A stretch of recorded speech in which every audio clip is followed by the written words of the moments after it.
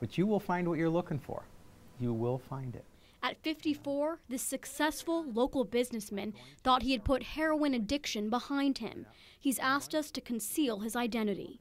Matter of fact, 9,063 days was the actual time that it was, that I had no drug or alcohol use of any kind. A user in the 70s and 80s, he turned his life around when he got clean and sober in 1987. I got married.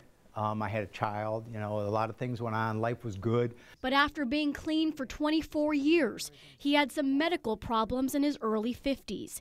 After 7 surgeries over 2.5 years, his doctors prescribed him painkillers. Brought back that monster that was always there. A monster that craved heroin. I hadn't been on the streets in 25 years, and it took me less than a day to find what I was looking for.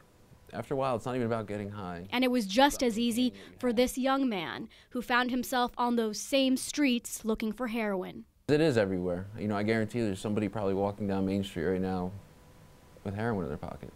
Even though Matthew Hudson was raised in an upper middle class family, played 3 sports in high school and got good grades, he found himself abusing heroin at 17 following an addiction to prescription painkillers. I had probably about a $150 a day habit of heroin. A 20-year-old kid doesn't have that kind of money to support it, so you look to stealing things. In and out of jail, he made the decision to get sober at 23, an age too late for many of his friends. I counted up the other day, I probably had 18 people that I was fairly close with that are dead before they're 24 because of it. Heroin is claiming more lives than ever before.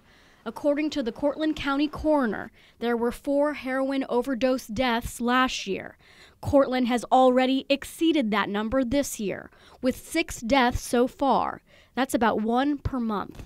We're finding a lot more of it in the city. We've made more arrests. We've confiscated more packets of heroin than we have in a long, long time. One reason may be the crackdown on prescription painkillers, with the I-STOP Act that Governor Cuomo signed into law in 2012.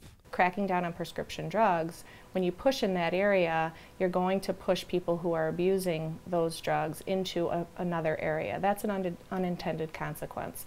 An unintended casualty of the war on drugs, now creating the latest crisis, a massive heroin problem that's affecting people of all ages. Because this drug will kill you, and it's not going to do it quickly. It's not bad people are dying from this. It